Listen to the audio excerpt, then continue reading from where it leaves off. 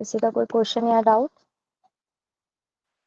Ma'am शायद तो सही वो अब्दुल वो क्वेश्चन थे ना कल जो तुम कह रहे, जो मैंने तुमसे पूछे थे, तुम कहते मुझे भी क्लियर नहीं हो पा रहे। अभी एक यातिका ने पूछा, एक बार वो देख लेना, वो तो नहीं है? अगर वो है तो फिर वो नहीं आप वो, यातिका से। अच्छा, हो गया वो, हाँ ठीक है। नहीं वो वाली पीडीएफ शुरू नहीं करी मैम देखना। कोई नहीं, कल मैं आपको पूरे दे दूंगी जो मैम क्वेश्चन, एक या दो क्वेश्चन है ना उसमें है थोड़ा सा डाउटफुल। एक तो मैम मैं एक सेकंड को बताती हूँ। ठीक है, टेक योर टाइम।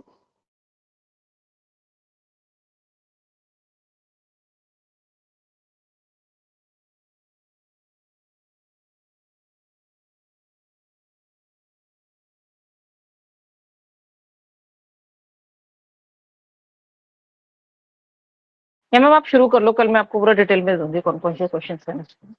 मैं थोड़ा क्लास तो में भी प्रबल लेट आ हुई गया ना? थी। प्रबल का। ओके। प्रबल एंड गौरव, आप लोगों का कोई क्वेश्चन?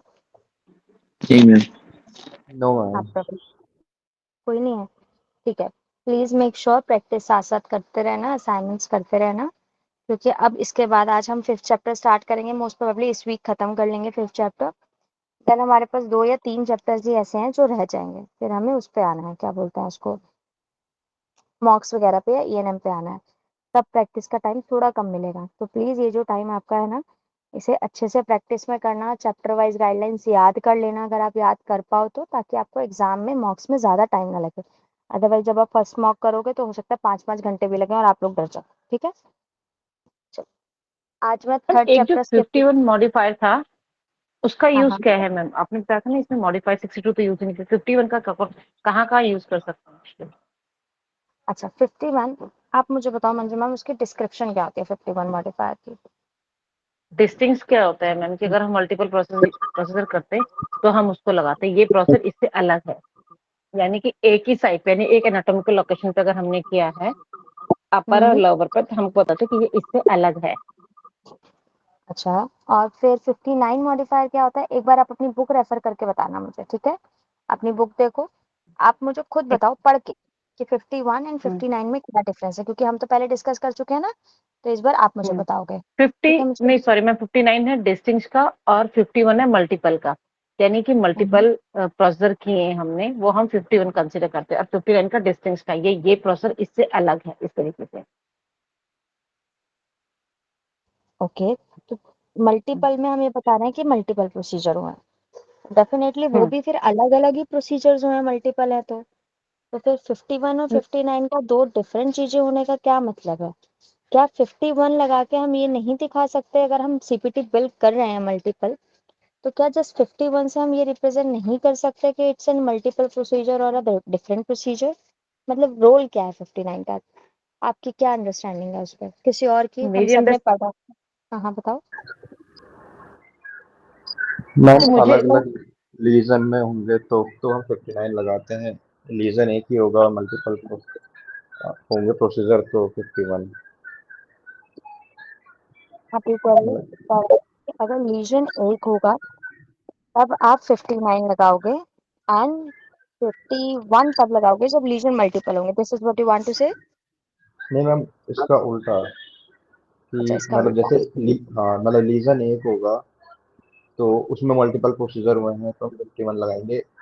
और अगर लीजन अलग है मतलब प्रोसीजर तो दोनों में ही डिफरेंट डिफरेंट होंगे, बट 59 के केस में लीजन अलग होगा, मतलब एज पर my understanding. I am not sure. ठीक है, नो प्रॉब्लम। मंजू मैम आप कुछ मैम, बोल रहे थे, बोलिए। मेरे अकॉर्डिंग मैम ये है कि अगर आपका मल्टीपल प्रोसेसर मतलब एक ही, जैसे हमने एक ही प्रोसेसर किया यानी कि जैसे लिजन का करा, ठीक है, और अलग अलग लोकेशन पे किया, एक ही लोकेशन पे, जैसे जगह जगह क्या मतलब लिजन है ऊपर लेवल पे, तो हम उसको 51 से डिफाइन करेंगे कि ये मल्टीपल प्रोसेसर, मतलब मल्टीपल टाइम हमने इस पे काम किया है, ठीक है। और डिस्टिंक्ट का ये प्रोसेसर इससे अलग है, ये हम डिफरेंट एनाटॉमिकल साइट्स पे 59 का यूज करेंगे। डिफरेंट एनाटॉमिकल साइट्स का, वेरी गुड। हाँ इसे ना हाँ लास्ट बार एक बार एग्जांपल के थ्रू पढ़ना है। प्रबल आप बताइए, हमने क्या पढ़ा था 51 और 59 का? आपकी क्या अंडरस्टैंडिंग है मैम प्रबल? मैम जब सेम डे अलग अलग पार्ट पे किया जाता है वो, तब हम 59 लगाते हैं सेम डे की में। अलग पार्ट पे,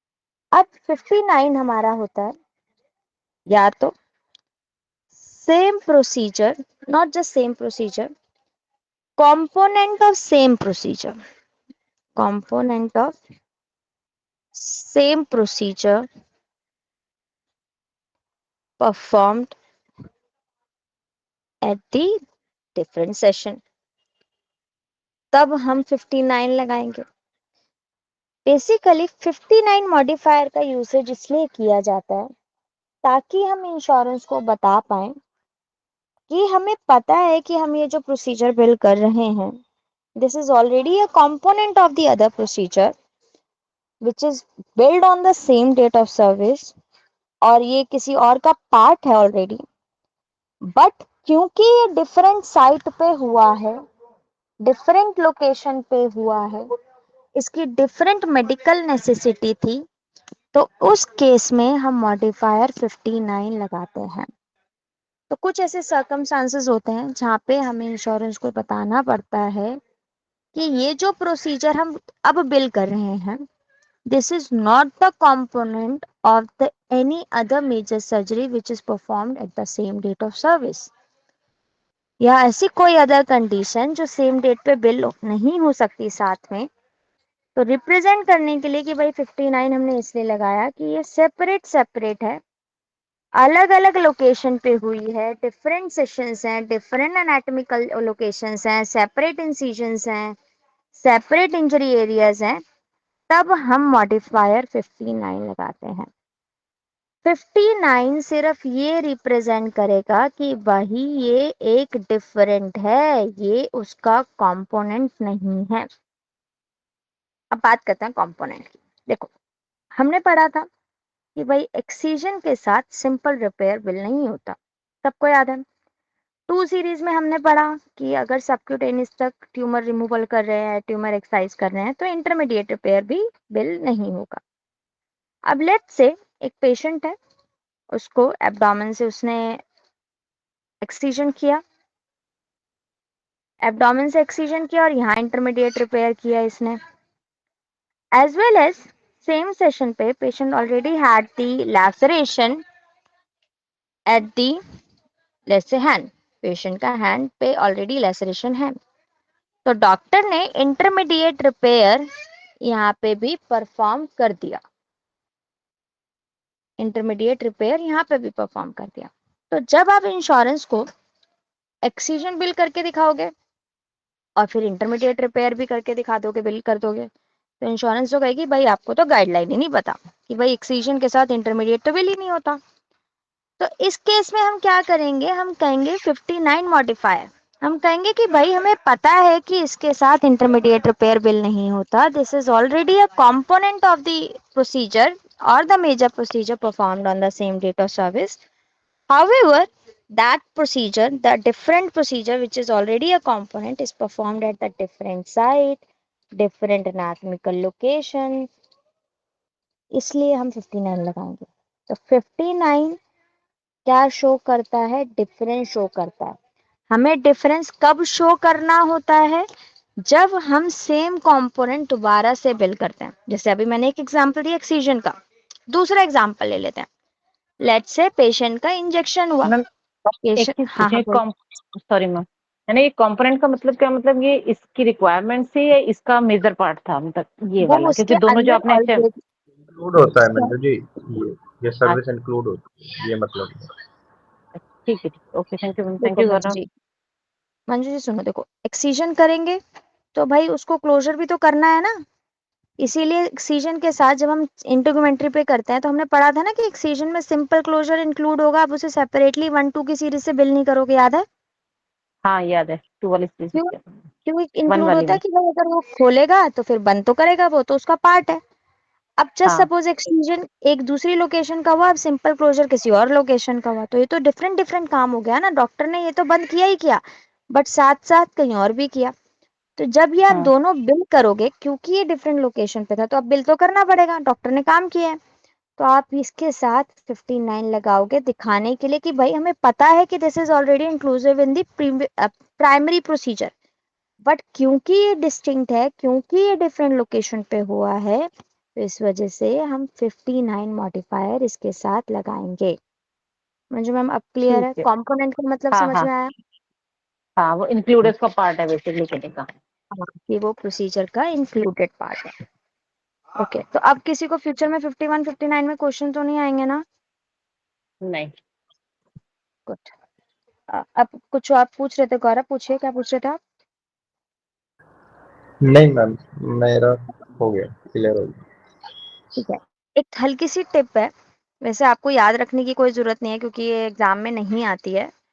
59 मॉडिफायर अगर आप पेयर के लिए, मेडिकेयर के लिए बिल करोगे ना, या कुछ ऐसे पेयर जो मेडिकेयर की गाइडलाइन फॉलो करते हैं, तो उसमें हम XE, XS, XP और XU मॉडिफायर लगाते हैं। तो मैं हल्का सा एक थोड़ा आइडिया दे देती हूँ, ऑल्सो आपको एग्जाम के लिए इसे यूज नहीं करना, ना ही याद रखने की जरूरत है। XE मॉडिफायर हम तब लगाते हैं व्हेन द सेपरेट इनकाउंटर, यानी कि डिफरेंट डिफरेंट सेशन पे प्रोसीजर्स किए गए हैं। XS बोलते हैं सेपरेट स्ट्रक्चर को, अलग अलग लोकेशन है तो सेपरेट स्ट्रक्चर। XP तब लगता है जब डिफरेंट प्रैक्टिशनर है, एक प्रोसीजर कोई और कर रहा है, दूसरा प्रोसीजर कोई और डॉक्टर कर रहा है। एंड XU लगता है unusual non overlapping services. Non overlapping services मतलब कि ये ऐसी सर्विस है जो एक दूसरे से ओवरलैप नहीं होती है, बट अभी ये एक अनयूजुअल सर्विस है which is not overlapping already. तो ये एक बेसिक सा था, जब आप लाइव कोडिंग करोगे तब आपको ये आएगा।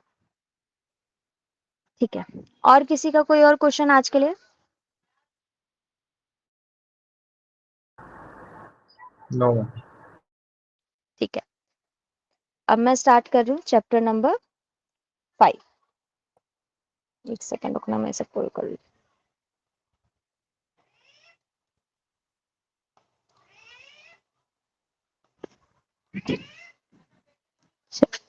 नंबर 5 कौन सा पेज पे होगा? 430 करें। इस चैप्टर से पहले ना कुछ बेसिक बेसिक पढ़ लेंगे जो कि हमने ऑलरेडी दूसरे चैप्टर्स में कवर किया हुआ है, बट फिर भी एक रिवीजन के लिए फिर आगे बढ़ेंगे इस पे कोड वाइज। ठीक है,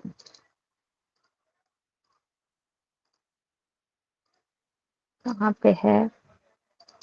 ओके, 5 सीरीज के code are part of the surgery. जो हमने 1 सीरीज से लेके 6 सीरीज तक जो कोड्स होते हैं वो सर्जरी के पार्ट होते हैं, अलग अलग लोकेशन के अकॉर्डिंग, एनाटॉमिकल लोकेशन के अकॉर्डिंग। 5 सीरीज के जो कोड्स होंगे वो आपको यूरिनरी सिस्टम के code as well as male genital and female genital plus pregnancy के codes, procedure perform during pregnancy, वो सारे सेक्शंस आप, ये सारे कोड्स आपके 5 सीरीज से आते हैं। तो 50010 से लेके 53899 तक के जो कोड्स हैं वो आपके यूरिनरी सिस्टम में आते हैं। अब यूरिनरी सिस्टम क्या होता है? यूरिनरी सिस्टम का काम होता है जो भी हमारी बॉडी का ब्लड से वेस्ट निकलता है, जिसे हम यूरिया बोलते हैं, इसीलिए यूरिन बोला जाता है। तो जो भी हमारा ब्लड से वेस्ट निकलता है in the form of urea, उसको बॉडी से एक्सक्रीट करता है, यानी कि बाहर निकालता है। तो यूरिया क्या होता है? ब्लड स्ट्रीम से किडनी में आता है। अच्छा, इमेज से समझते हैं इसका वर्कफ्लो, वर्कफ्लो नहीं फंक्शन। एक सेकंड रुकना।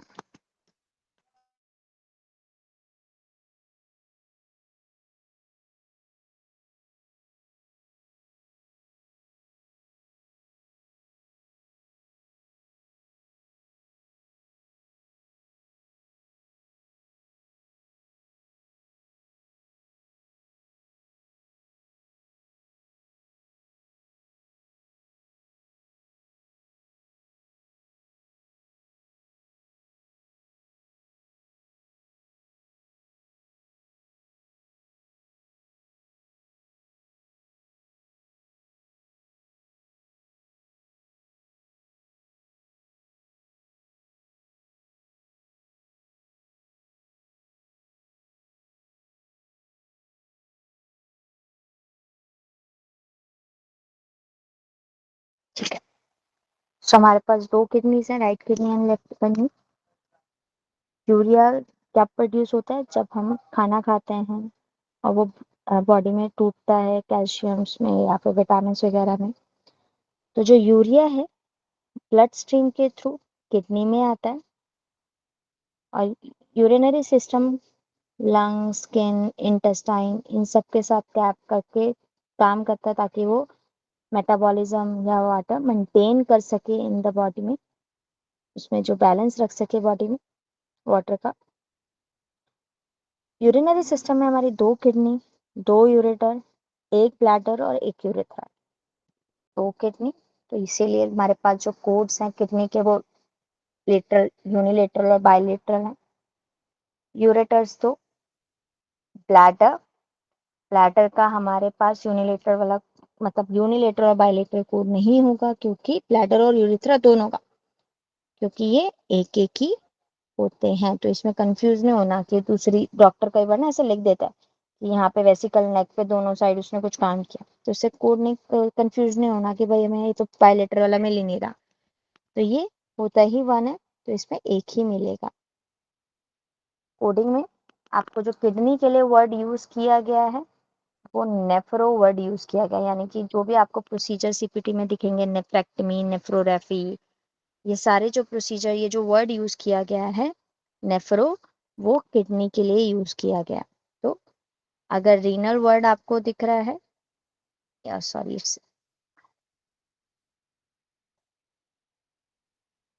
RENAL, रीनल वर्ड आपको दिख रहा है या नेफ्रो वर्ड आपको दिख रहा है, तो वो रिप्रेजेंट कर रहा है किडनी को। साथ ही साथ आपको एक वर्ड दिखेगा रेनल पेल्विस या पाइलो, पाइलो यहाँ पे लिख रही हूँ PYELO, पाइलो। अगर आपके पास वर्ड लिखा है पाइलो तो वो रिप्रेजेंट करता है रेनल पेल्विस को। वो कौन सा एरिया होता है? वो ये एरिया होता है। पेल्विस जो बोन है उससे कंफ्यूज नहीं होना। पाइलो वर्ड जो किया गया है वो पाइलो के लिए रेनल पेल्विस के लिए यूज किया गया है। आपकी बुक में आपको कई बार ऐसे प्रोसीजर्स दिखेंगे, वो पाइलो से रेनल पेल्विस के लिए है। तो वो रेनल साइनस को, रेनल साइनस जो होता है किडनी का, उसको हम रेनल पेल्विस कहते हैं। सो रेनल पेल्विस का फंक्शन क्या होता है? बेसिकली ये ना एज एन ट्यूब काम करता है, जो होता है ना कुप्पी जिसे बोलते हैं, कि भाई सारा जो ब्लड यूरिन है वो यूरेटर के थ्रू ही जाए। तो यहाँ पे एक रेनल पेल्विस होती है, तो एज एन काइंड ऑफ कुप्पी की तरह काम करती है, ताकि जो सारा यूरिन है वो यूरेटर में ही जाए। रेनल पेल्विस देखो, फनल शेप स्ट्रक्चर, वो क्या करता है? यूरिन कलेक्ट करके थ्रू दी यूरेटर ब्लैडर में पास करता है। तो renal pelvis kind of renal sinus होता है, इसे हम रेनल साइनस भी बोलते हैं। ब्लैडर, उसके बाद यूरेटर के थ्रू फ्लूइड ब्लैडर में आता है, यूरिन में ब्लैडर में आता है। तो ब्लैडर का फंक्शन सिंपल सा होता है कि भाई वो उसको स्टोर करता है, यूरिन को स्टोर करता है और यूरेथ्रा के थ्रू वो पास हो जाता है। तो बस हमारा इतना सा ही यूरिनरी सिस्टम है। ब्लैडर का जो वर्ड यूज किया गया है वो सिस्ट किया गया है। तो यहाँ पे जो सीपीटी में जो आपको सिस्ट वर्ड दिखे, उसमें ये कंफ्यूजन होना कि भाई ये तो एब्सेस वाला सिस्ट है। नहीं, ये ब्लैडर है। ब्लैडर का मतलब होता है कि एक ये हेलो स्ट्रक्चर होता है, हेलो मीन्स खाली स्ट्रक्चर होता है, जिसको हम यूज करते हैं ताकि यूरिन को कलेक्ट कर सकें। ब्लैडर के लिए जो वर्ड यूज किया गया है, सिस्ट किया गया है और वेसिकल किया गया है। सिस्ट और वेसिकल, वेसिकल हमारा ये होता है, वेसिकल नेक होती है ये, जहाँ पे अटैच होता है, तो दिस इज वेसिकल एरिया। तो ये प्रोसीजर्स हम ब्लैडर को रिप्रेजेंट करते हैं सिस्ट और वेसिकल से।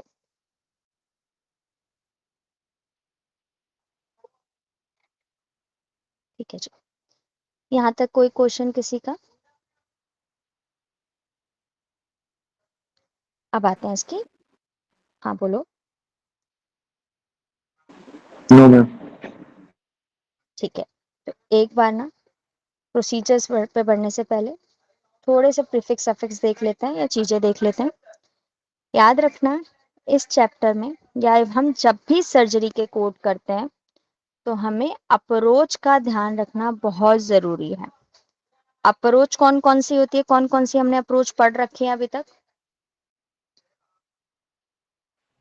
Ma'am open anterior laparoscopy, posterior. Very good. Interior, posterior और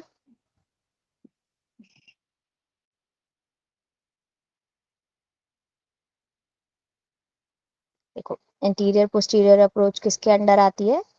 वो आती है ओपन अप्रोच। ओपन अप्रोच का क्या मतलब होता है? जब उस एरिया को इंसाइज किया गया हो, कट मार के उस एरिया को लोकेट किया गया हो जहां पे प्रोसीजर करना है, उसे हम ओपन अप्रोच कहते हैं। दूसरी अप्रोच क्या पढ़ी थी हमने और मैम कैसे कर स्कोपी, सकते हैं? Percutaneous close. ओके, और ma'am laparoscopic. Very good, laparoscopy. Laparo laparoscopy क्या होता है भाई? लैप्रोस्कोपी, ओपन अप्रोच और लैप्रोस्कोपी अप्रोच में क्या डिफरेंस है?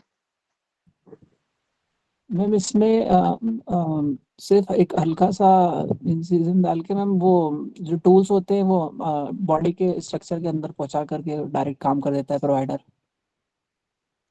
स्टमक के अंदर मैम मैम पूरा हम्म, नहीं ओपन करता है वो,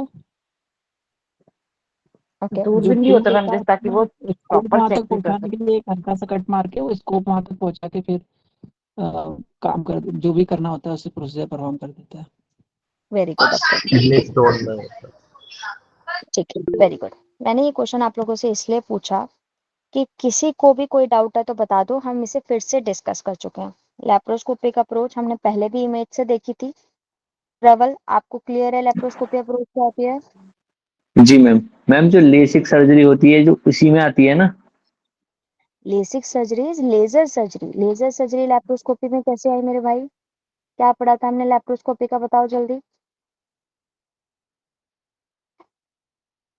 बताओ प्रबल, इमेज से पढ़ा था ना हमने? देखो, it's G N ma'am. Laser. क्या पढ़ा था? लैप्रो का मतलब बताओ, ये जो वर्ड है लैप्रो, मैम इस उसके लैप जो का बताओ। छोटे मतलब लैप्रो छोटे छोटे छिद्रों के द्वारा कट करके दैट्स गुड। ओपन में। लैप्रोस्कोपी हम थाई पे कर सकते हैं? नहीं मैम। ओके। क्या लैप्रोस्कोपी चेस्ट पे हो सकती है, क्योंकि वो भी एक हॉलो एरिया है? क्या चेस्ट पे हो सकती है? नहीं मैम। क्यों, क्या रीजन है इसका?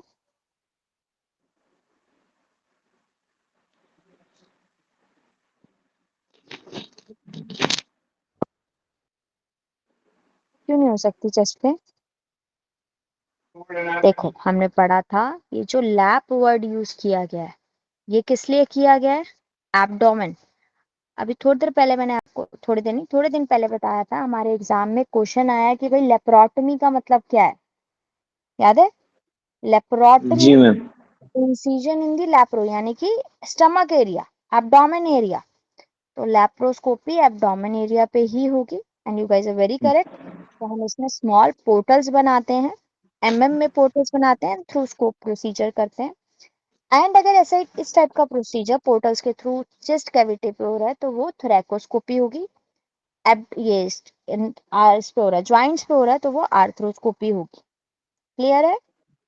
मैम एक बार जो लेसिक और इसमें लेप्रोस्कोपी में क्लियर कीजिए। लेसिक में भी जैसे स्टोन, किडनी का स्टोन करते हैं तब भी तो वही करते हैं ना, छोटे छोटे टुकड़ों में। वो लिथोट्रिप्सी होती है, वो लेजर के थ्रू होती है। उसमें क्या इंसिजन लगाया जाता है? देखो, रीनल स्टोन का अगर हम देखें, उसे हम लिथोट्रिप्सी कहते हैं। ओके, इसको आज प्रोसीजर में भी करेंगे। It's an lithotripsy. इसमें क्या करते हैं, इसमें पेशेंट को अंडर द रेज रखा जाता है। It's a non invasive procedure.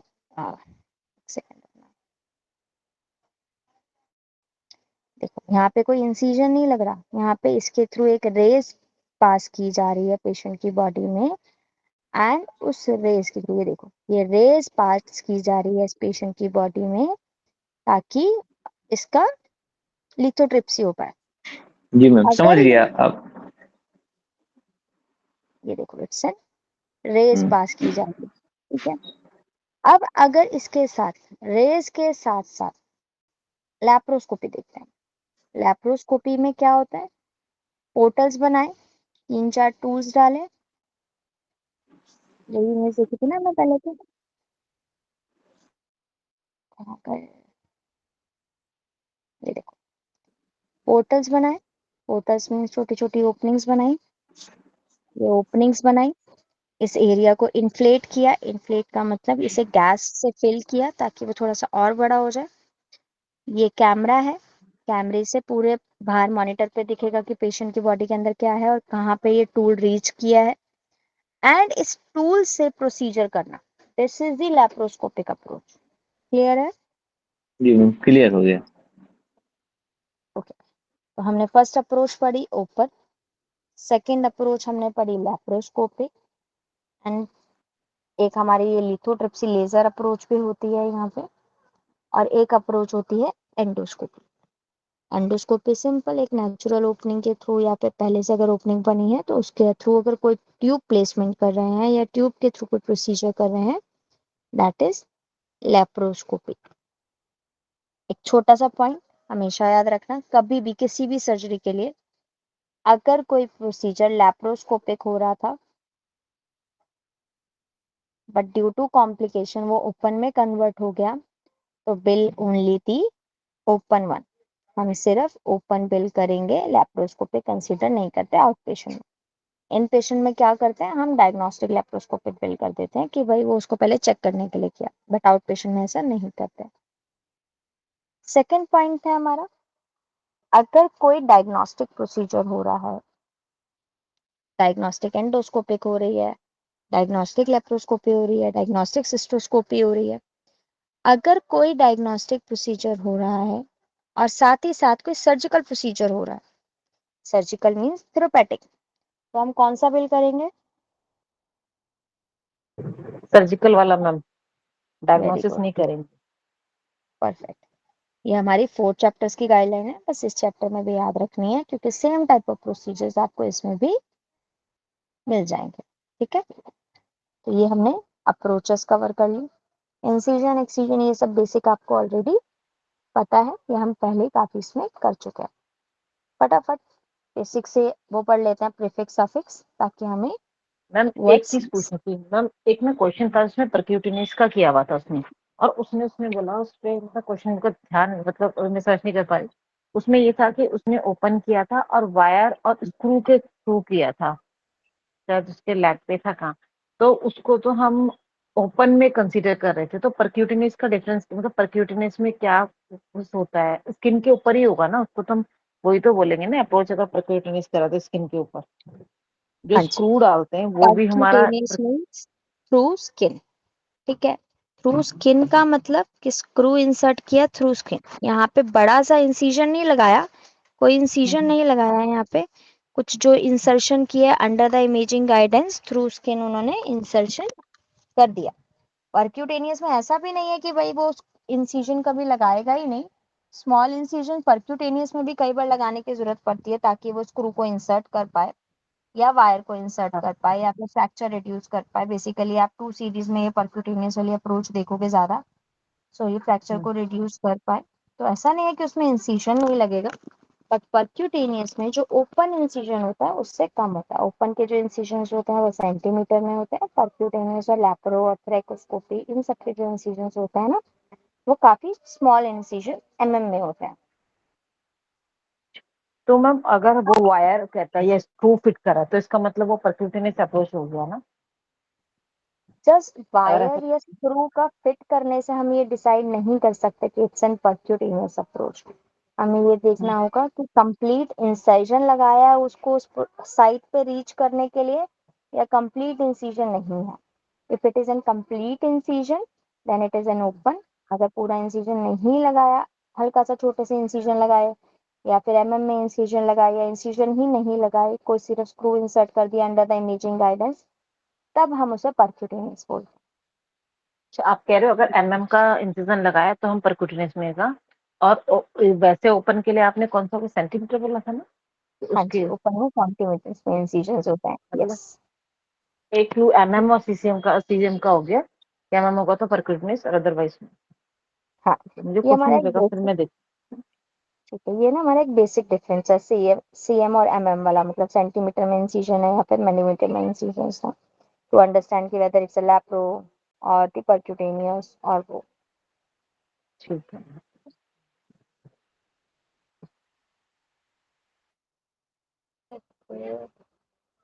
अब मैं आपको नेफ्रो बता चुकी हूँ। नेफ्रो वर्ड जो यूज करते हैं वो किडनी के लिए यूज करते हैं, तो भी हमारे प्रोसीजर नेफ्रो पे हैं, वो सब किडनी को रिप्रेजेंट कर रहे हैं। सिस्टो जो है वो ब्लैडर को रिप्रेजेंट करेगा, कोई कहीं से भी सिस्टो वर्ड दिखे तो वो आपको ब्लैडर को दिखाएगा। वेसिको भी यूरिनरी ब्लैडर भी दिखाएगा, तो अगर क्वेश्चन लिखा है वेसिकोप्लास्टिक तो that is also urinary bladder. और कोई ऐसे जिसमें प्रीफिक्स पेशेंट्स के लिए प्रोसीजर्स के लिए यूज नहीं किए गए हैं, तो हम आगे बढ़ते हैं।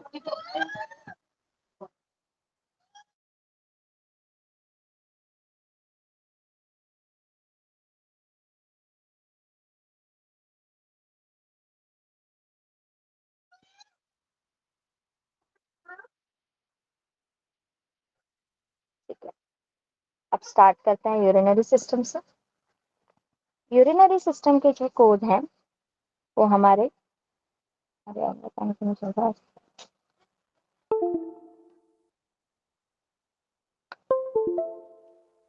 50010 से लेके 53899 तक के हमारे यूरिनरी सिस्टम के कोड्स हैं। यूरिनरी सिस्टम में किस किस सेक्शंस के कोड मिल जाएंगे? Kidney, ureters, bladder and urethra. सबसे पहले किडनी के, फिर यूरेटर्स, फिर ब्लैडर एंड यूरेथ्रा। तो सबसे पहले हमारी किडनी ही यहाँ पे स्टार्ट हो रही है। किडनी का फंक्शन, बेसिक फंक्शन मैंने आप लोगों को बता दिया।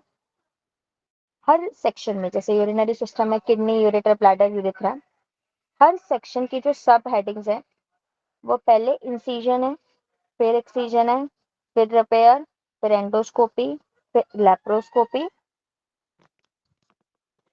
एंड फिर other procedure.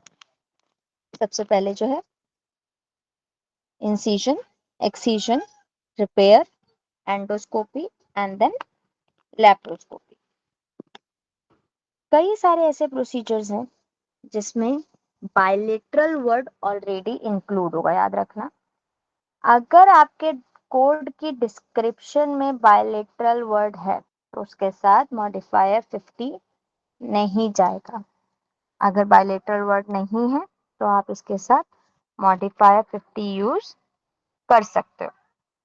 One more reminder, bladder और यूरेथ्रा एक सिंगुलर स्ट्रक्चर है, यानी कि एक एक ही स्ट्रक्चर होते हैं, तो इसके साथ मॉडिफायर 50 नहीं जाता। अगर प्रोसीजर परफॉर्म करने के लिए ऑपरेटिंग माइक्रोस्कोप का यूज किया गया, जिसका कोड होता है हमारा 69990, अगर प्रोसीजर परफॉर्म करने के लिए ऑपरेटिंग माइक्रोस्कोप का यूज किया गया है तो हम उसको सेपरेटली बिल कर सकते हैं, क्योंकि कई सारे इसमें ऐसे कोड्स हैं जिसमें वो ऑलरेडी इंक्लूड नहीं है। आपको हर कोड का डिस्क्रिप्शन पढ़ना है और देखना है कि उसमें इंक्लूडेड है या नहीं। अगर नहीं है तो आप उसको सेपरेटली बिल करोगे। अब आते हैं किडनी के सेक्शन पे। किडनी में हमारे पास सबसे पहले है 50010 से लेके 50593 तक के कोड्स। सबसे पहला सेक्शन इंसिजन का। अगर इंसिजन लगाया गया है किडनी पे फॉर अ डायग्नोस्टिक पर्पस, ताकि टिश्यू बायोप्सी ले पाए, टिश्यू ले पाए, कोई फॉरेन बॉडी रिमूव कर पाए, कोई स्टोन रिमूव कर पाए, एक्सप्लोर कर पाए ऑर्गन को, अगर इसके लिए सिर्फ इंसिजन लगाया गया है या फिर ट्यूब प्लेसमेंट किया गया है इंसिजन लगा के ताकि एक्सेस कर पाए ऑर्गन को, तब हम उसे इंसिजन की सेक्शन से बिल करते हैं। इंसिजन का सफिक्स क्या होता है? ऑटमी। किसी भी, हमने पहले भी पढ़ा है इंसिजन का सफिक्स ऑटमी होता है, तो यानी कि किसी भी ऑर्गन के पीछे, किसी भी वर्ड के पीछे ऑटमी आए वो रिप्रेजेंट करता है इंसिजन। अब कोड से जाते हैं एक एक करके।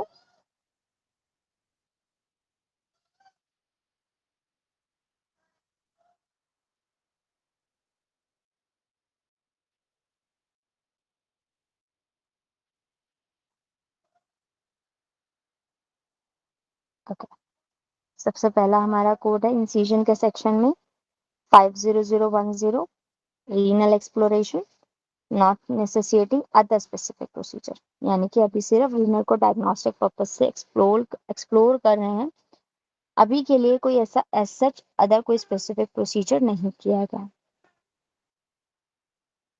नेक्स्ट आता है रेनल एब्सेस का ड्रेनेज कर रहे हैं, क्योंकि ये इंसिजन के अंडर है तो ये एक ओपन प्रोसीजर होगा।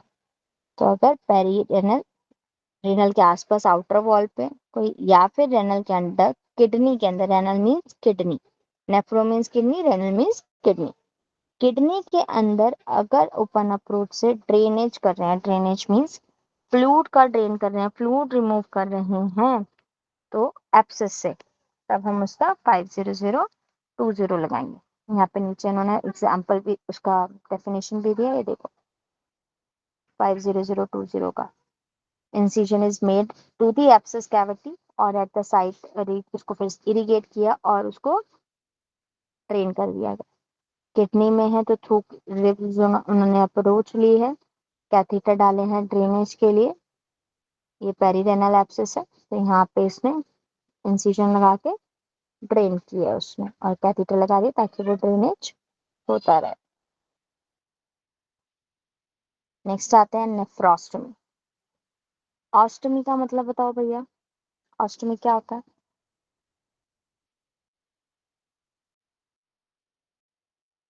कहीं पे भी ओपनिंग बनानी, दैट इज नेफ्रोस्टमी। किडनी में ओपनिंग बना दी तो ये हमारा नेफ्रोस्टमी, या फिर नेफ्रोटमी, इंसिजन लगाया वहां पे ताकि हम ड्रेनेज कर पाए। Then we have nephrotomy with exploration, incision लगाया, उसके बाद उन्होंने एक्सप्लोरेशन वहां पे भी करी। देन 50060 नेफ्रोलिथोटमी। नेफ्रोलिथोटमी का मतलब क्या हुआ? Ma'am litho stone means, remove करना। हाँ जी, स्टोन को जब हम रिमूव करते हैं बाय द ओपन इंसिजन, अभी जैसे हम लेजर वाला था वो हमारा आगे आएगा लिथोट्रिप्सी का। अगर किडनी के स्टोन को रिमूव कर रहे हैं, देखो कैलकुलस वर्ड जो है ना यहाँ पे, that is also stone, calcium dispositions, and litho is also stone.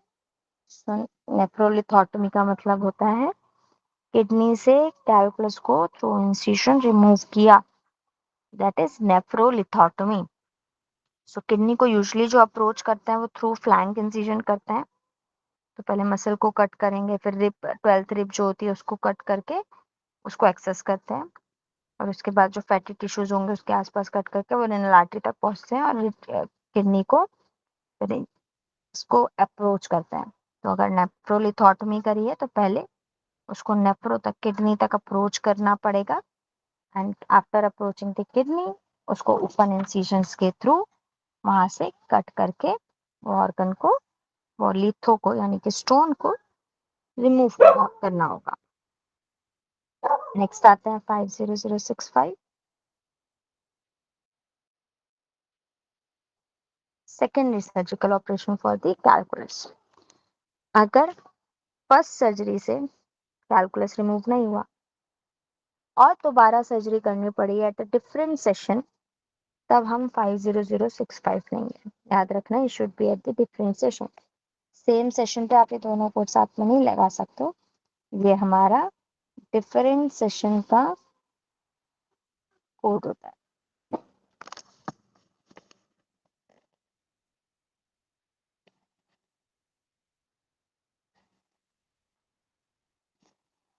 Next आते हैं 50070। अगर रिमूवल जो है कैलकुलस का वो कॉम्प्लिकेट हो रहा है by the congenital kidney abnormality, let's say उसे हॉर्सशू किडनी है, यानी कि दोनों किडनी आपस में जुड़ी हुई हैं, या टॉपिक किडनी है, किडनी की वो लोकेशन ही नहीं है जो यूजुअली होनी चाहिए, तब उस केस में हम क्या करते हैं, तब हम उस केस में 50065 फिल करते हैं, सॉरी नॉट 65, 70 50075 हमारा जाता है when there is a Staghorn calculus, जब वो रेनल पेल्विस, जो हमारा कैलकुलस है रेनल पेल्विस पे हो गया। रेनल पेल्विस मैंने आपको बताया था कि जो हमारा फनल की तरह काम करता है उसको हम रेनल पेल्विस कहते हैं। यहाँ पे जो स्टैगहॉर्न कैलकुलस लिखा है, ये एक ब्रांच किडनी स्टोन होती है जो रेनल पेल्विस को अंदर से स्टोन से फिल कर देती है। ये कंपोज मतलब मैग्नीशियम फॉस्फेट इन सब से भर के उसमें वहां पे कैल्शियम डिपॉजिट्स कर देती है।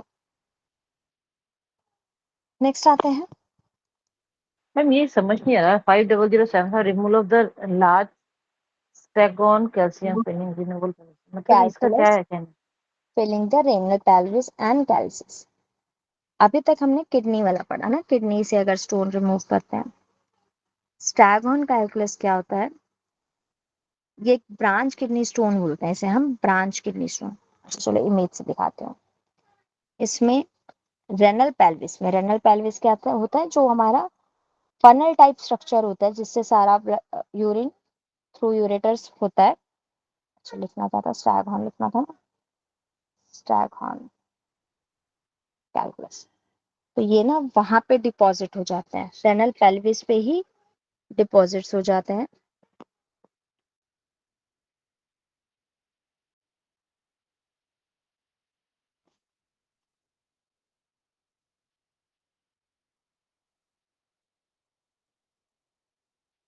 ये देखो रेनल पेल्विस पे ही डिपॉजिट्स हो जाते हैं यहाँ पे स्टोन्स, तो इसको हम स्टैगहॉर्न कैलकुलस भी कहते हैं।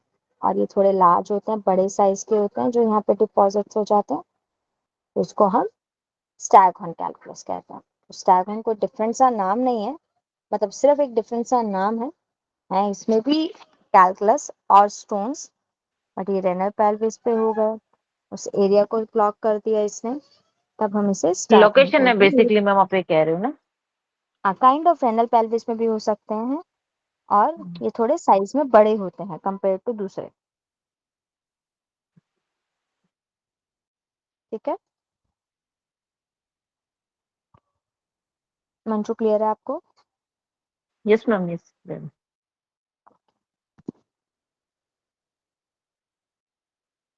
नेक्स्ट आते हैं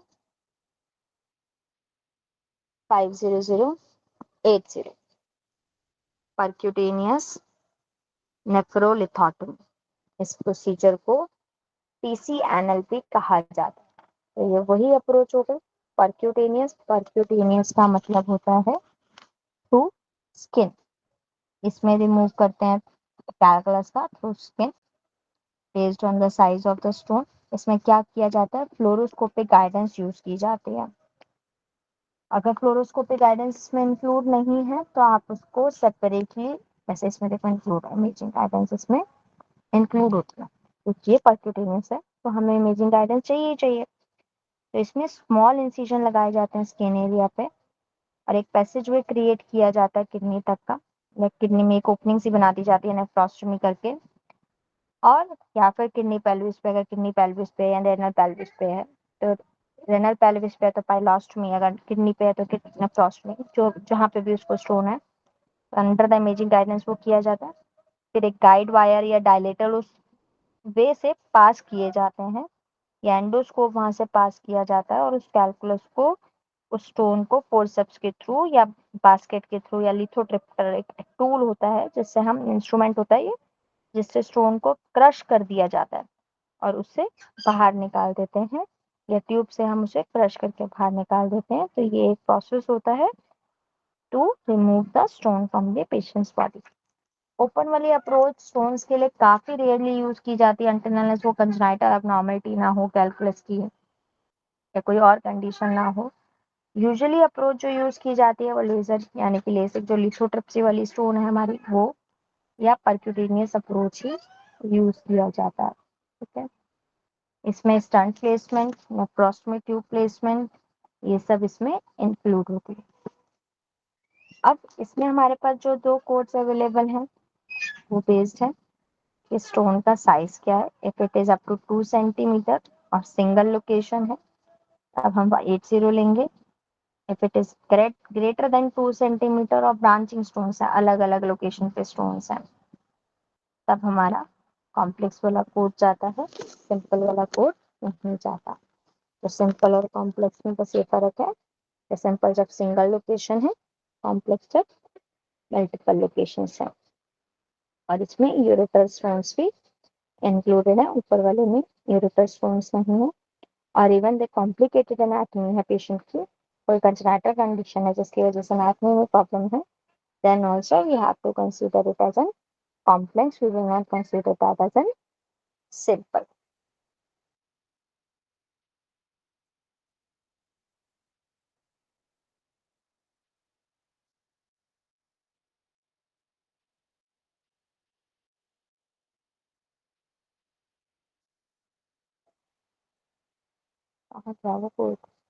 ठीक है, 50080 और 81 हम एक बार ही कोड करते हैं पर साइड।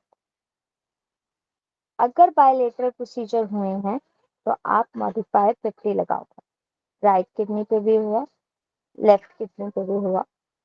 अब क्योंकि यहाँ पे बायलेटरल या यूनिलेटरल ये सब नहीं लिखा तो आप इसमें मॉडिफायर 50 लगाओगे। ऐसा नहीं करना कि भाई राइट साइड में भी है और लेफ्ट साइड में भी है, फिर आपने साइज को ऐड करके उसे 4 सेंटीमीटर कर दिया या कुछ ऐसा कर दिया, ऐसा नहीं करना है। अगर डिफरेंट डिफरेंट साइड पे डिफरेंट डिफरेंट एरियाज हैं या सेंटीमीटर्स हैं तब आप उसे सेपरेट सेपरेट भी फिल कर सकते हो। 50080 या 81 50430 3133 इन सबके साथ बिल नहीं होता। क्यों नहीं होते? क्योंकि ये कोड ना हमारे ट्यूब प्लेसमेंट्स के कोड्स हैं। तो ट्यूब प्लेसमेंट इसमें ऑलरेडी इंक्लूडेड है, ट्यूब प्लेसमेंट, स्टंट प्लेसमेंट इसमें ऑलरेडी इंक्लूडेड है और सेपरेटली बिलेबल नहीं है। अगर ऑलरेडी वहां पे डायलेशन ट्रैक बना हुआ है, अब परक्यूटेनियस एक्सेस करने मैंने आपको बताया कि परक्यूटेनियस में क्या करते हैं, थ्रू स्किन किडनी तक के लिए पर्टिकुलर एक एक्सेस बनाया जाता है। जैसे ये किडनी हमारी है, तो यहाँ पे एक थ्रू स्किन एक इतना सा पैसेज बनाया जाएगा, कंप्लीट वो नहीं किया जाएगा इंसिजन, और इसके थ्रू कोई एंडोस्कोप हो गया, कोई स्कोप हो गया या कोई टूल के थ्रू उसे करते हैं। अगर ये पैसेज ऑलरेडी बना हुआ है, उसको सिर्फ डायलेट करना है, डायलेट मतलब उसके जो ये जो लेंथ साइज है इसको थोड़ा सा बड़ा करना है, तो उस केस में हम 50436 भी यूज करते हैं।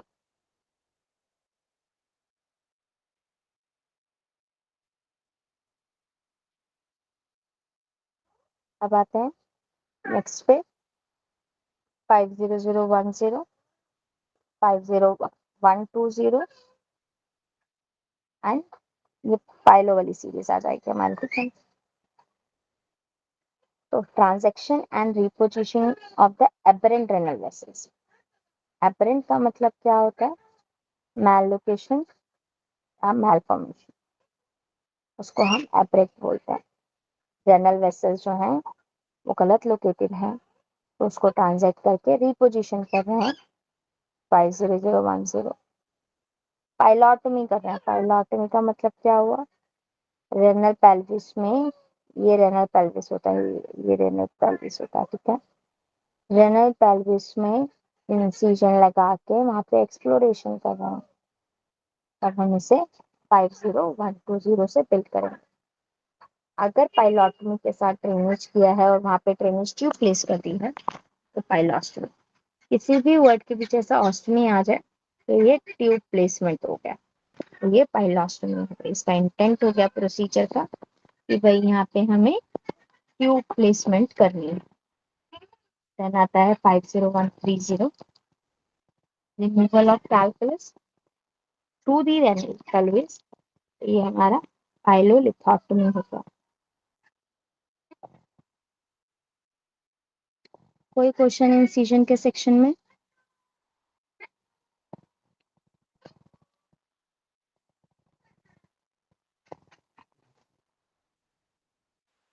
No ma'am. आगे नेक्स्ट सेक्शन आता है हमारा एक्सीजन का। एक्सीजन का मतलब है टोटल या फिर पार्शियल रिमूवल करना ऑर्गन का है, तो उसको हम एक्सीजन लेते हैं। बायोप्सी जो आती है वो हमेशा इंसीजन के सेक्शन में आती है, क्योंकि उसमें हल्का सा सैंपल लिया जाता है या टिश्यू लिया जाता है। एक्सीजन में पार्शियल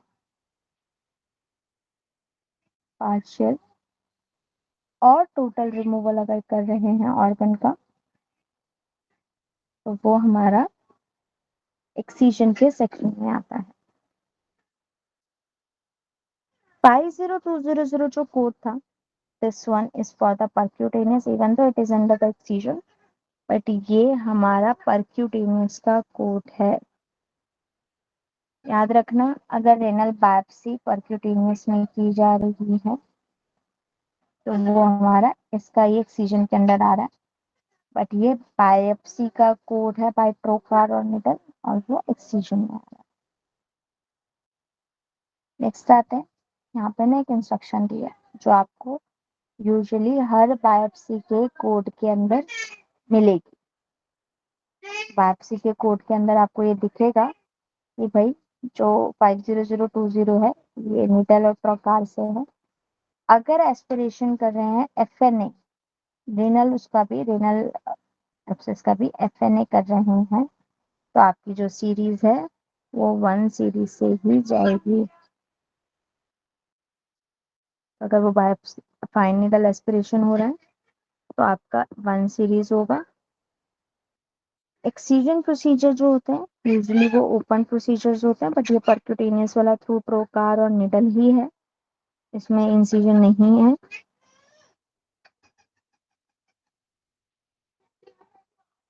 चलो जी आगे बढ़ते हैं। नेक्स्ट आता है नेफ्रेक्टमी।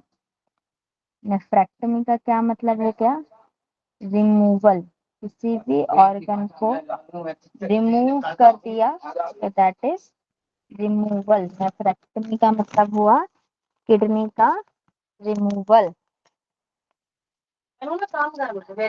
नेक्स्ट आते हैं, नेफ्रेक्टमी के साथ पार्शियल यूरेट्रेक्टमी करिए। पार्शियल यूरेट्रेक्टमी का मतलब पार्शियल यूरेटर रिमूवल भी करा है।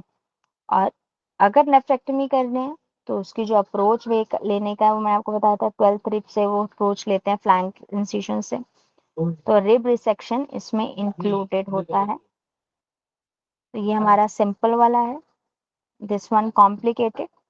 लेट्स से एक सेम किडनी पे पहले से ही कोई प्रोसीजर हो चुका है, तो दिस इज अ कॉम्प्लिकेटेड।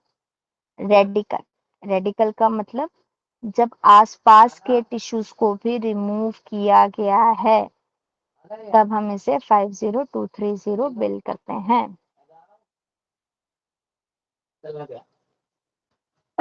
ठीक है, नेक्स्ट आते हैं 50234, और ये देखो 50234, 50234 हमारा नेफ्रेक्टमी का ही है।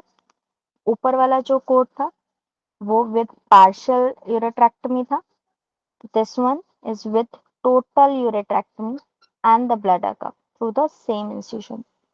एक ही इंसिजन लगाया, किडनी रिमूव करी, यूरेटर रिमूव करे, ब्लैडर कफ रिमूव किया, तब हम इसे 50234 लगाएंगे। 50236 जब सेपरेट इंसिजन हो, यूरेटर अलग इंसिजन से निकाला है गया है और नेफ्रेक्टमी किडनी अलग इंसिजन से निकाली गई है या ब्लैडर कफ के लिए अलग इंसिजन यूज किया गया, तब हम 50236 लगाएंगे। 240 कि किडनी ही पार्शियल रिमूव की गई है, तो nephro means kidney, ectomy means removal, जब पार्शियल रिमूवल करते हैं।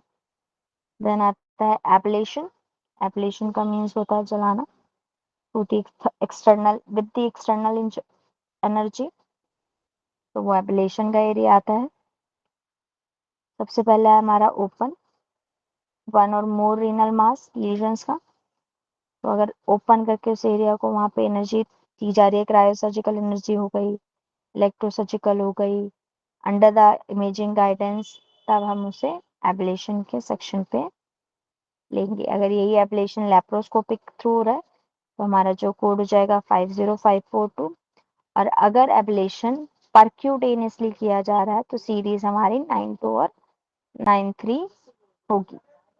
नेक्स्ट कोड आता है हमारा 50280, unroofing of the cyst of kidney. Patient के जो सिस्ट है, किडनी पे जो सिस्ट है उसको अनरूफ कर रहे हैं। अनरूफ मीन्स उसके वहां से जो ऊपर का एरिया है उसको रिमूव कर रहे हैं ताकि वहां से ड्रेनेज हो पाए। देन आता है excision of perinephric cyst. Perinephric cyst means जो किडनी के आसपास यानी कि किडनी के जो अपर लेयर पे अगर सिस्ट है उसका एक्सटेंशन कर रहे हैं तो हमारा एक्सीजन ऑफ पेरीनेफ्रिक सिस्ट उसे हम बोलते हैं। नेक्स्ट सेक्शन एक्सीजन का सेक्शन यहाँ पे खत्म हुआ। Then we have the renal transplant. We have a same guideline as an liver transplant जो हमने पहले पढ़ी थी, या फिर इंटेस्टाइन ट्रांसप्लांट्स जो हमने पहले कवर करी थी। जब भी हम कोई भी ट्रांसप्लांटेशन बिल करेंगे उसके 3 कंपोनेंट होते हैं फिजिशियन वर्क के। एक तो जो नेफ्रेक्टमी करनी डोनर से, डोनर किसी भी टाइप का हो सकता है, कैडेवर भी हो सकता है, लिविंग भी हो सकता है। कैडेवर मीन्स डेड बॉडी, और लिविंग तो पता लग रहा है नाम से, तो वो कैडेवर भी हो सकता है और लिविंग भी हो सकता है। तो सबसे पहले जो हमारे डोनर की नेफ्रेक्टमी होती है जिसमें किडनी को या फिर ग्राफ्ट जो भी प्लेस करना है उसको हार्वेस्ट करते हैं और उसको कोल्ड यानी कि ठंड में प्रिजर्वेशन कर लेते हैं, उसको संभाल के रख लेते हैं फ्रिज में, जो भी उनका फ्रिज है। उसके बाद हमारे पास अब यहाँ पे भी 2 कोड्स हैं। कैडेवर के लिए 50300, याद रखना हार्वेस्टिंग इसमें इंक्लूड होती है, कोल्ड प्रिजर्वेशन इसमें इंक्लूड होता है। Then we have another code for the living donor nephrectomy, that is 50547। Next आते हैं back bench work. Back bench work हमारा भी सेकंड स्टेप होता है जिसमें जो रेसिपेंट रेनल एलो ट्रांसप्लांटेशन, जो रेसिपेंट एरिया है विच इंक्लूड्स रिसिपेंट केयर की, जो हमारा जहाँ पे वो रिसिपेंट जो कर रहा है उसमें जो एरिया है उसको प्रिपेयर करना, अल्टरेशंस करना, वहाँ पे जो ब्लड वेसल्स हैं, ट्यूब्स हैं, आसपास के आर्टरीज हैं उसको प्रिपेयर करना, ग्राफ्ट को प्रिपेयर करना। तो उसके लिए हम बैक बेंच वर्क करेंगे। एक सेकंड देना मुझे। ठीक है, अब स्टार्ट करते हैं। हमने कवर कर लिया था बैक बेंच प्रोसीजर। तो बैक बेंच में क्या होता है, standard preparation of the cadaver donor allograft as well as recipient site को प्रिपेयर करना, वो इसके अंदर इंक्लूड होता है। लाइगेटिंग ब्रांचेस, लाइगेटिंग मींस आपस में से जोड़ना, डाइसेक्शन करना, रिमूवल करना पेरिनेफ्रिक फैट को, यूरेटर्स को प्रिपेयर करना, रेनल वेन्स को प्रिपेयर करना ताकि हम उसको यूज कर पाए। तो वो सब इसमें बैक बेंच में आता है। And then we have the renal allo transplantation. Allo transplantation का मतलब कि जो रिसिपेंट एरिया है वहां पे उसको प्लेस कर देना। रिसिपेंट के हमारे पास जो कोड है 360 से लेके 365 तक के कोड्स है हमारे पास। अब एक एक कोड से गो थ्रू करते हैं। तो सबसे पहले मैम रिसिपेंट मतलब जिसको ट्रांसप्लांट करना है, जिसको किडनी जो स्विच करवानी है, चाहिए, हाँ एग्जैक्टली, जिसको तो किडनी, रिक्वायरमेंट है। एग्जैक्टली, ठीक है। तो ये हमारा डोनर नेफ्रेक्टमी है, क्लोर प्रिजर्वेशन इसके अंदर इंक्लूड होता है, यूनिलेटरल और बायलेटरल। इसमें दोनों किडनी निकालना है या एक किडनी निकालना है, क्योंकि ये कैडेवर है तो इसमें दोनों आ जा रहा है हमारे पास option. This one open from living donor. Then we have a back bench procedures. Back bench procedure के भी हमारे पास 2 कोड अवेलेबल हैं। This is preparation of cadaver donor renal and this is for living donor renal allograft. Then आता है back bench reconstruction of cadaver living donor prior to the transplantation, जिसमें arterial anastomosis arteries में आपस को जोड़ना, venous anastomosis, urethral anastomosis ureters को जोड़ना, तो ये सारे हमारे बैक बेंच रिकंस्ट्रक्शंस में आते हैं। Then we have a recipient nephrectomy and renal allo transplantation. Recipient nephrectomy का मतलब जो किडनी जिसकी रिमूव करनी है उसके जो पेटी है उसमें से किडनी रिमूव करना। Then 50360 renal allo transplantation. Allo transplantation वहां पे रिसिपिएंट पे किडनी डालना। इसमें रेसिपिएंट की किडनी रिमूव नहीं की गई है, इसमें किडनी रिमूव की गई है। अगर ये प्रोसीजर बायलेटरल हुआ है तो आप इसमें 50 लगाओगे। किडनी के प्रोसीजर्स, यूरेटर के प्रोसीजर्स हमारे बायलेटरल वाले हैं, वेयर एज ब्लैडर के और यूरेथ्रा के बायलेटरल वाले उसमें नहीं जाएंगे। नेक्स्ट आता है removal of transplanted renal allograft. वहां पे जो ट्रांसप्लांटेड किडनी है ऑलरेडी उसको रिमूव करना, वहां पे कॉम्प्लिकेशन आ गया कुछ भी हुआ उसको रिमूव करना। And renal auto transplantation means उसका ट्रांसप्लांटेशन था, वहां पे री इम्प्लांटेशन करना किडनी का, ऑलरेडी किडनी थी वहां पे ट्रांसप्लांटेड, उसके बाद दोबारा से उसकी री इम्प्लांटेशन करना। तो ये हमारे रीनल ट्रांसप्लांट के कोड्स हैं।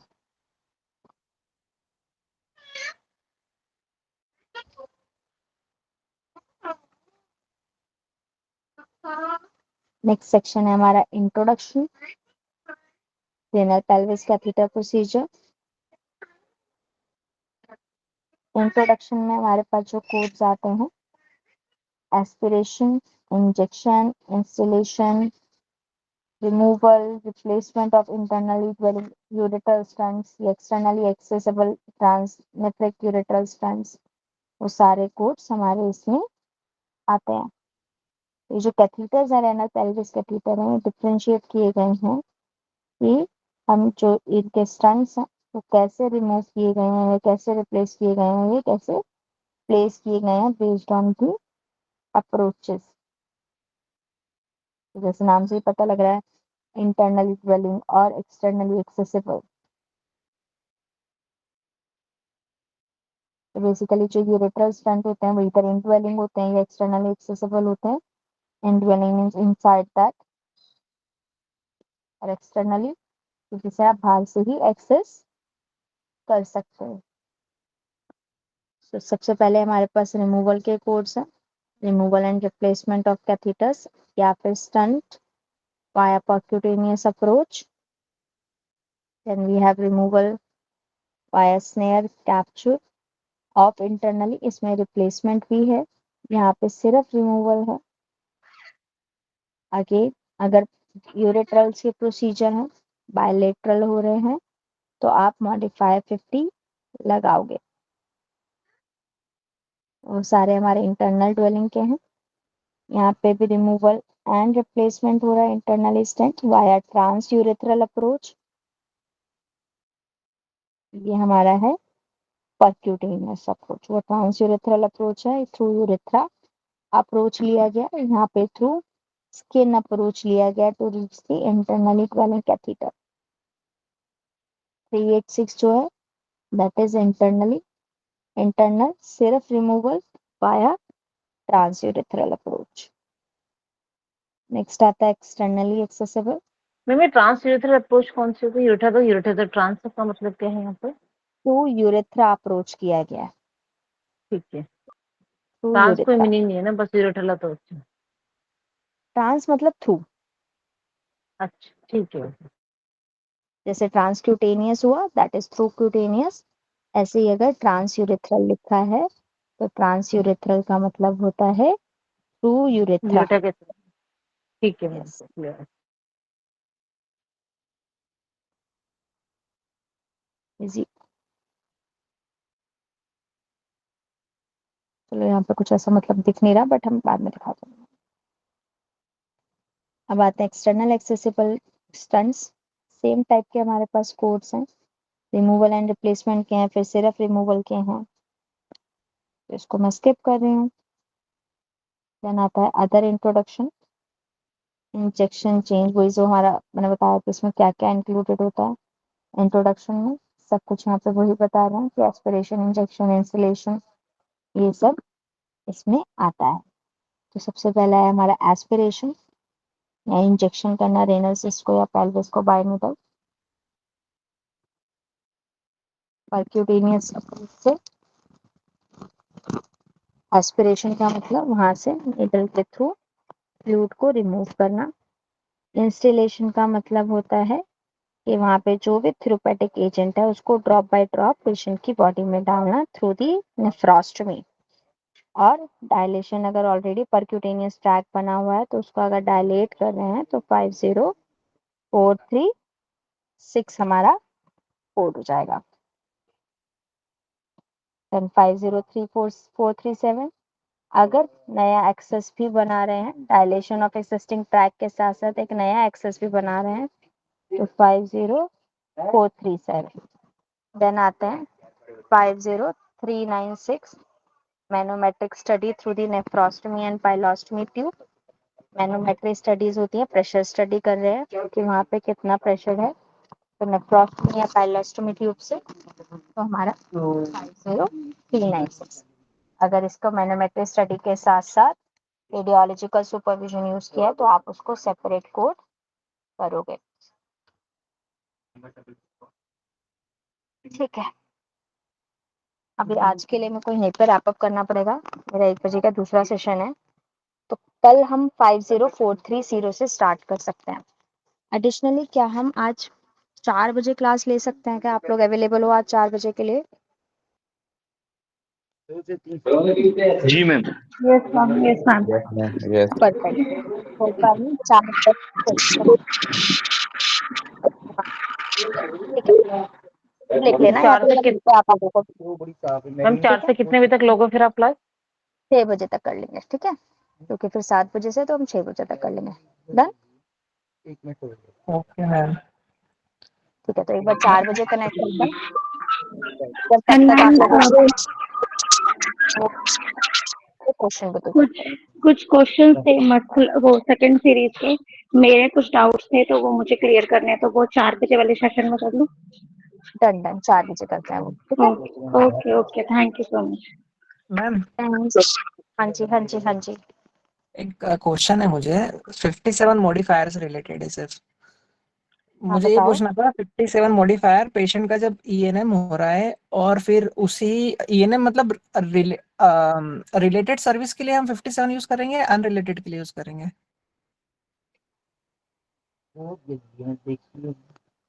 देखो 57 रिलेटेड और अनरिलेटेड से लेना देना नहीं होता, 57 अनप्लान्ड से लेना देना होता है।